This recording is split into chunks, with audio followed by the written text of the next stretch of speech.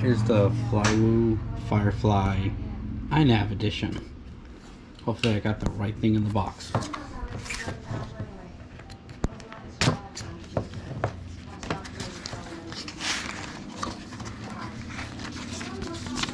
Instructions. It's always a good thing. Mini little itty bitty props from HQ. More mini itty bitty little props. More mini itty bitty props.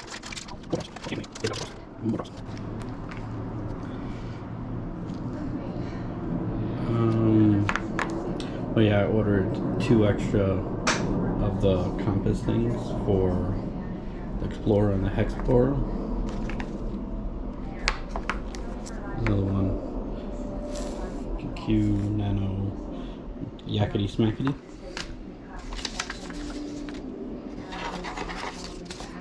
There's instructions for the compass, and if you need the barometer too. If Flight Travel Board has a barometer, you need to disconnect the Barrow SDA SCA pads. Okay. Tips. Please download manual for receiving the quad. Please firstly connect USB, ensuring no operation electric device, then plug in the battery, plug in flight controller with USB. Please do not touch flight controller with one hand. Third circuitry if possible. Plug in the battery. Low rotator, high throttle, likely to cause damage. System will be sure to check the manual. Hopefully it comes with iNav on already, because it wants you to check the manual. I ordered 2 450 batteries with it, and I'd go higher if that was an option. Because I'm gonna fly it on a 650.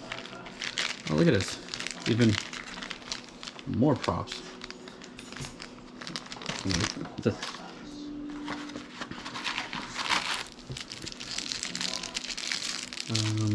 Zip ties and a microscopic battery strap.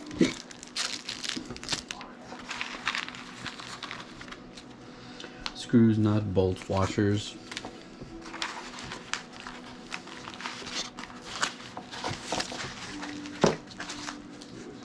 Oh, it doesn't come together.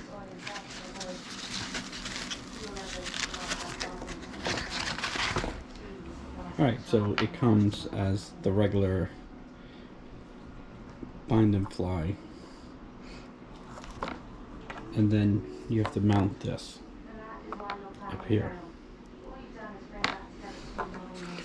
which has the plugs for it already. That's good. That's a good start. Alright, so everybody's already seen the regular one, so we're gonna do the iNav one. It's the little guy.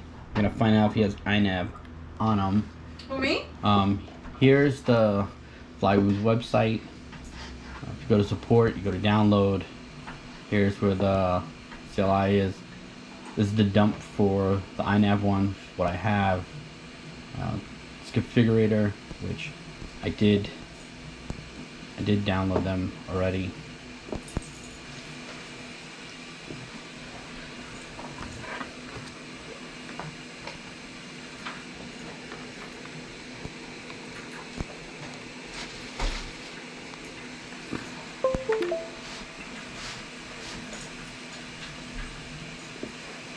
Oh, and it looks like it has iNav 3.0 on it already. And is it already set up? It says it's calibrated. It says the compass is calibrated.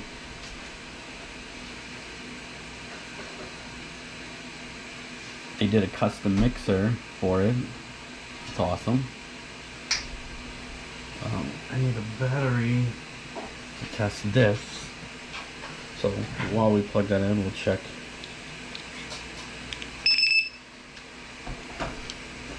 We'll check if the voltage reads right too. Alright, so this reads 15.4.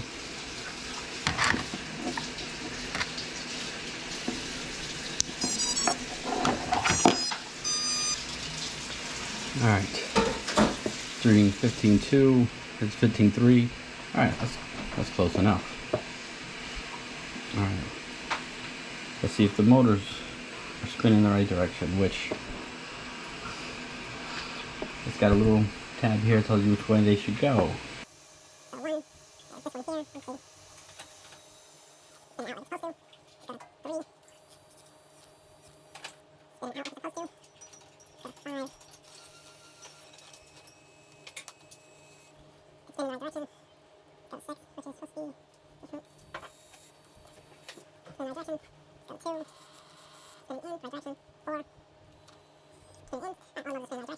Idle's at 5% where I like it. D-Shot 150 because they're probably running 2. This says 14 poles, which cannot be right. Alright, we're gonna plug this battery. Let's turn this off. Hard to unplug. That could not be 14 poles. Alright, we're gonna start where the O is.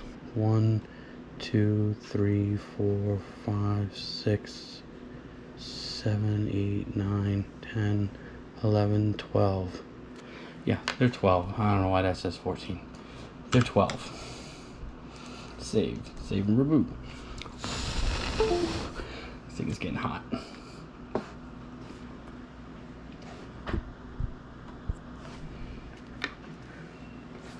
Alright, so they're really 12. Ports, we got RX, GPS, the Tramp. I don't think I can set up my BTX on a switch with iNav.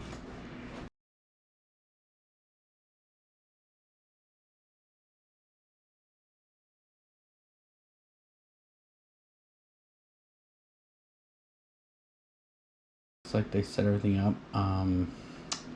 Battery current doesn't, looks a little high. We'll worry about that later.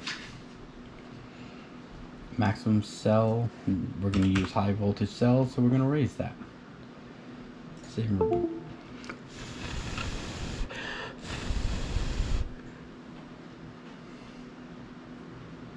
Oh shit, you know, I should have. See if we could still find update micro. Alright, so it's updating. Let's go back and look at this. Can't hit save and reboot though. Ground assist disabled. Galileo satellites disabled. But I can't change it. Failsafe is already set to return home.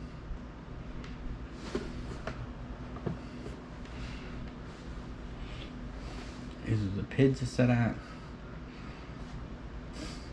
That is lower than what I have my Firefly at.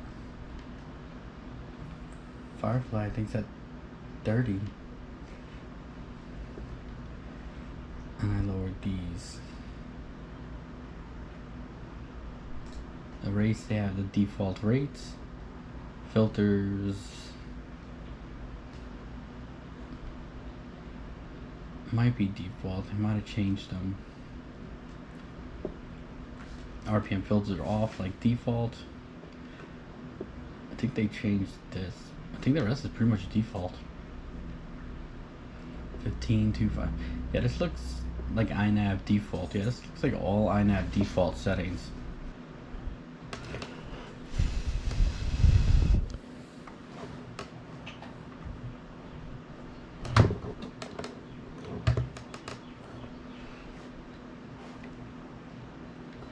Slow down when approaching waypoint.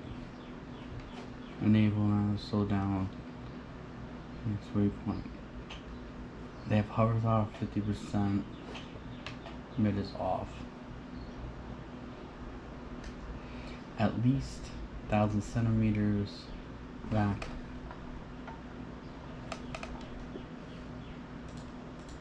Save and reboot.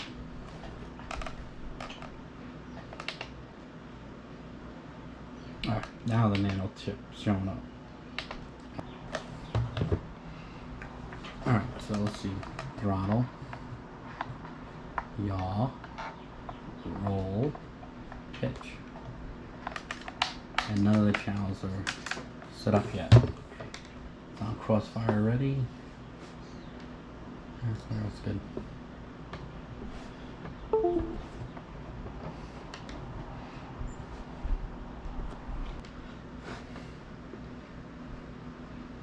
receiver modes.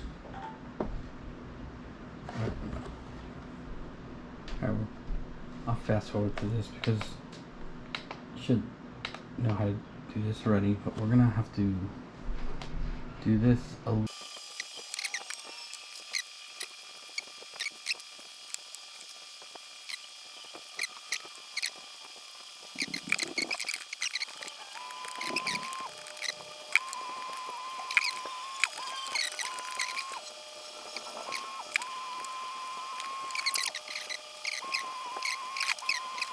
Alright, so this is how I set it up in case anyone wants to see.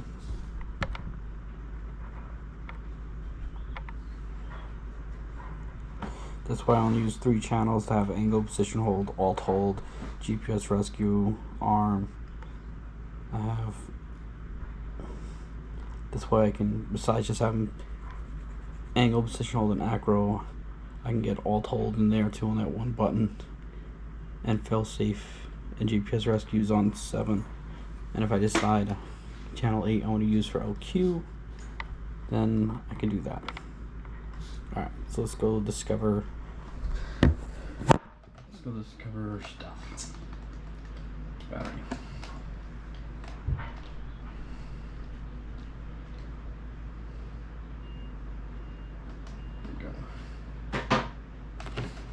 So I think my modes are set up. I think everything's set up. Alright, so that was a long boring video. We'll cut that short and we're gonna go test it.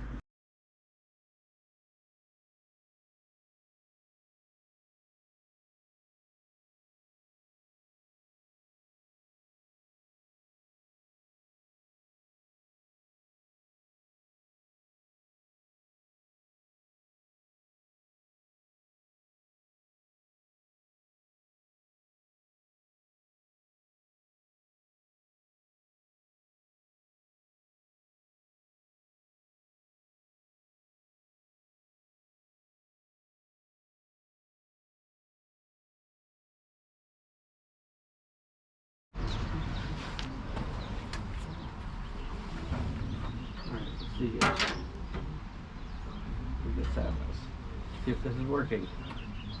Alright, so I got an image in here. No satellites. No RSSI.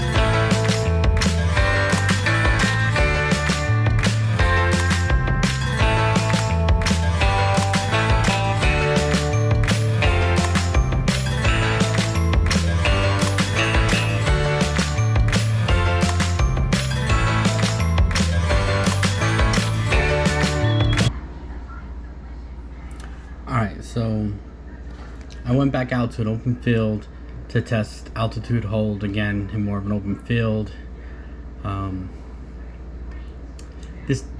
I adjusted the midway throttle so it wouldn't have that zoom when I first click altitude hold, but it seemed like it was kind of drifting down at a certain point before it stopped. Like it just slowly drifting down. But I have noticed that you can override the altitude hold if you move the throttle really high up or really down. You can get it to go up a little and down a little, it seems like. But you see, like, it starts at 15, now it's at 14.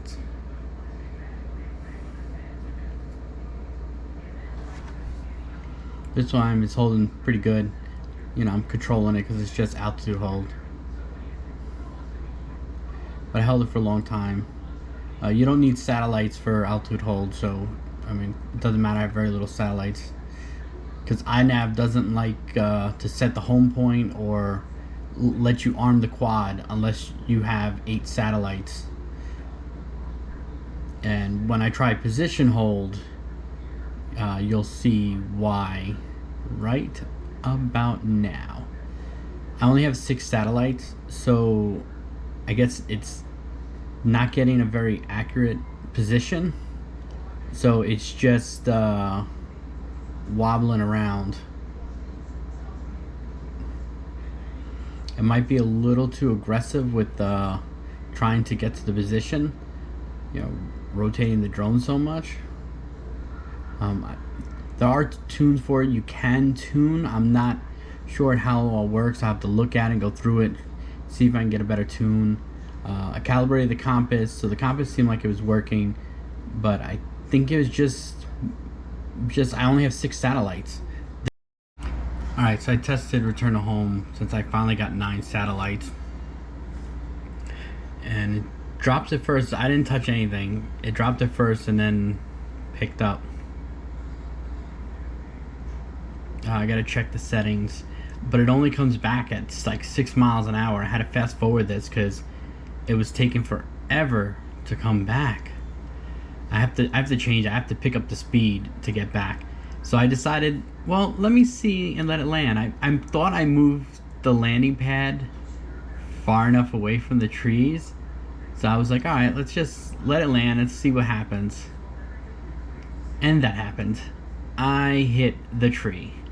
And when I got up and looked up from the landing pad, the tree branch wasn't really that far from the landing pad. So it was probably off by a foot or two and hit the branch. And then luckily it didn't crash, but I couldn't get my patch antennas to face the right way because I didn't have the right attachments I normally have for them. So I had one patch antenna blocking the other patch antenna, and then it kept wanting to turn down. So I was having a lot of problems with the patch antennas.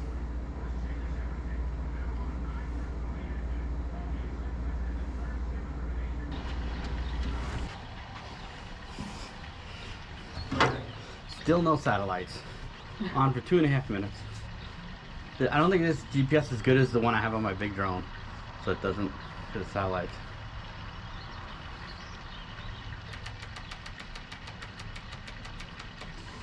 There you go. Click arm on and off 10 times to bypass the satellite station.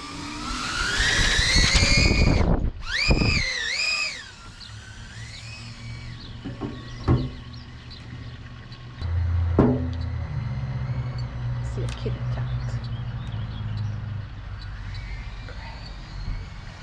What?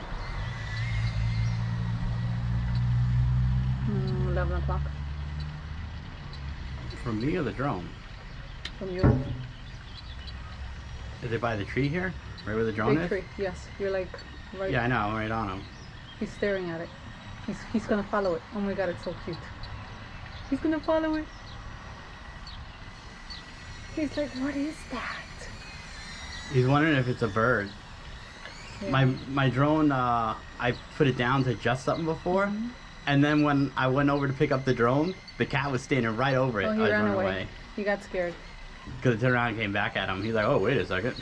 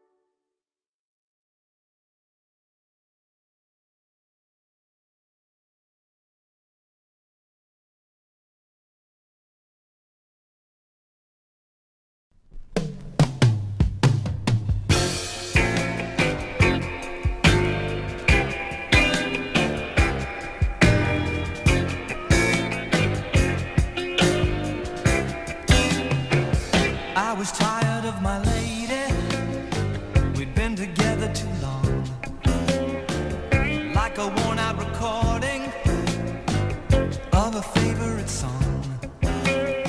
So while she lay there sleeping, I read the paper in bed. And in the personal columns, there was this letter I read. If you like pina coladas and getting caught in the rain, if you're not into yoga, if you have half a brain, if you like making love at midnight in the dunes on the Cape, then I'm the love that you've looked for. Write to me and escape.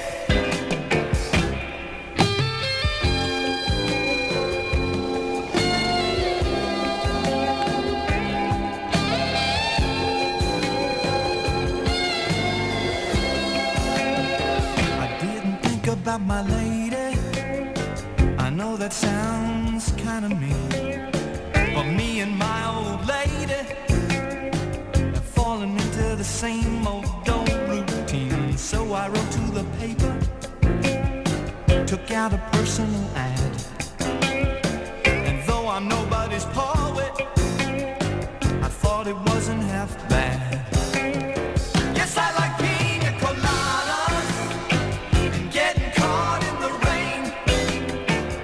I'm not much into health food, I am into champagne. I've got to meet you by tomorrow noon and cut through all this red tape at a bar called O'Malley's, where we'll plan our escape.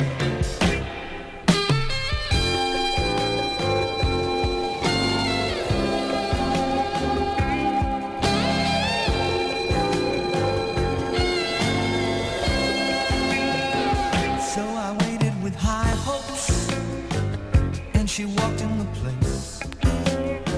I knew her smile in an instant, I knew the curve of her face. It was my own lovely lady, and she said, oh, it's you. Then we laughed for a moment, and I said, I never knew that you like pina coladas and getting caught in the rain, and the feel of the ocean and the taste of champagne.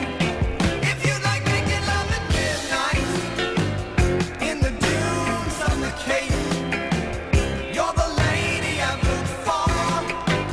Come with me and escape.